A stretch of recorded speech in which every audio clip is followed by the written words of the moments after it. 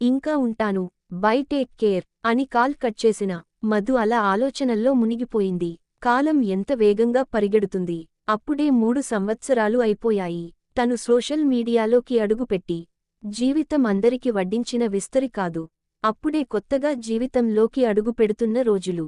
కొత్తగా ఉంది ప్రపంచం. స్కూల్ నుంచి కాలేజ్కి వెళ్లే రోజులు. మధు ఫ్యామిలీ స్వతహగానే అభ్యుదయ భావాలు ఉన్నవాళ్లు. తనని చిన్నప్పటి నుంచి ఆడ, మగ అని తేడా ఎప్పుడు చూపించేవాళ్లు కాదు. అలాగే కాలేజ్లో జాయిన్ అవడం కూడా వాళ్ళింట్లో పెద్ద విషయానికి ఏమీ కాదు. కాలేజ్కి వెళ్లేటప్పుడు కూడా నువ్వు ఇలా ఉండాలి అలా ఉండాలి అని ఏమీ చెప్పేవాళ్లు కాదు. కారణం తన కూతురి మీద తనకున్న నమ్మకం అలాంటిది. ఆ తండ్రికి తెలియని ఒక విషయానికి ఏమిటంటే తన కూతురు ఒక అల్లరి పిడుగు అని. అలా చూస్తూ ఉండగానే ఇంటర్ పూర్తి అయిపోయింది. మధు డిగ్రీలో జాయిన్ అయింది. అంతా సవ్యంగా సాగే జీవితంలో భయంకరమైన పిడుగు పడింది. మధు తండ్రి అకస్మాత్తుగా అనారోగ్యానికి గురై ప్రాణాలతో పోరాడి చివరకు ఓడిపోయారు. జరగాల్సిన కార్యక్రమాలు పూర్తయ్యాక బంధువులు ఒక్కొక్కరు వెళ్లిపోయారు. మేనమామలు కూడా ఏదో మాట వరసకి మేము ఉన్నామని చెప్పి వెళ్లిపోయారు. తర్వాత ఎవరి లైఫ్లో వాళ్లు బిజీ అయిపోయారు. అసలు కథ అప్పుడే ప్రారంభం అయింది.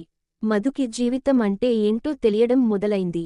మధుకి తనకన్నా 4 సంవత్సరాలు చిన్న అయిన తమ్ముడు ఉన్నాడు.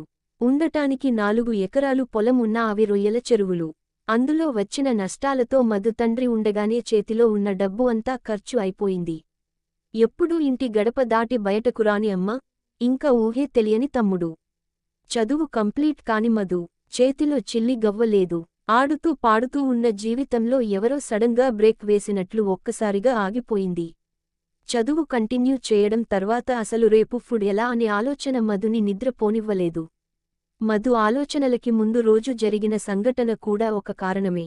మేమిచ్చిన పొలం అన్నా అట్టిపెట్టుకుంటే ఈరోజు నా కూతురు తిండికి ఏలోటు లేకుండా పోయేది. అప్పుడు పొలం వద్దు అని అమ్మించారు. ఇప్పుడు నా కూతురుకి దిక్కేంటి దేవుడా అంటూ అమ్మమ్మ రాగాలు తీస్తూ ముక్కు చీదుకుంటూ వచ్చిపోయే వాళ్ల దగ్గర చెప్తుంది. ఒక్కరోజు స్కూల్ మాన్పించి పొలం తీసుకువెళ్తే అమ్మ నాకు ఒక పూట అన్నం పెట్టు చాలు, అంతేకాని నన్ను పొలం తీసుకురాకు అనేది కూతురు.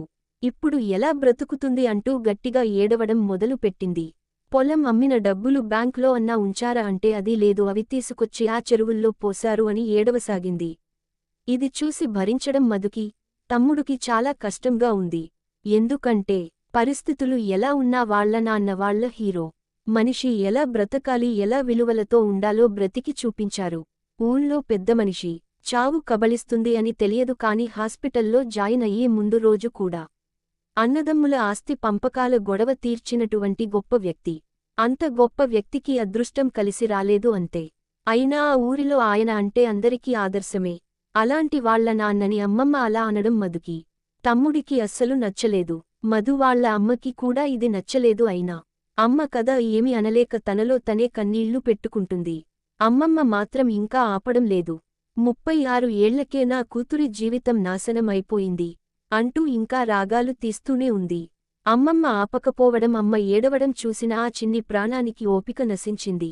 అమ్మమ్మ ప్లీజ్ ఇంకా చాలు ఆపు అంటూ గట్టిగా వినపడిన కేకలకి అప్పటి వరకు అమ్మమ్మ రాగాలతో దద్దరిల్లిన ఇంట్లో ఒక్కసారిగా నిశ్శబ్దం. ఆ అరుపులు ఎవ్వరివో కావు, మధు తమ్ముడివి. నాన్న అంటే ఇద్దరికీ ఇష్టమే. మధు 90% వాళ్ల నాన్న పోలిక. ఎవరైనా తేలికగా గుర్తు పడతారు తను ఫలానా వాళ్ల అమ్మాయి అని. అచ్చం నాన్న పోలికలు. ఆ పొగరు, మొండితనం, కొంచెం విప్లవభావాలు కూడా ఉన్నాయి. ఎందుకంటే వాళ్ల తాతలు కమ్యూనిస్టులు. ఆస్తులు అన్ని అలానే పాడుచేశారు కాని ఆ రాయల్టీని వారి నుంచి ఎవ్వరూ తీయలేరు. మధు కూడా అమ్మమ్మని ఆపాలనుకుంది కాని ఇంటికి వచ్చిన వాళ్లతో గట్టిగా మాట్లాడకూడదు అని చూస్తూ ఉండిపోయింది. ఇంతలో ఆ నిశ్శబ్దాన్ని చీల్చుకుంటూ గట్టిగా మాటలు రాసాగాయి. అమ్మమ్మ ఇప్పుడు మాకు తిండి లేదు అని నిన్ను కాని మావయ్యలను కాని మేము అడిగామా ఎందుకు అందరి దగ్గర చెప్పి మా నాన్న పరువు తీస్తావ్? అవును, ఇక్కడ ఉంటే నువ్వు కూడా మాతో పాటు పస్తులు ఉండాల్సి వస్తుంది.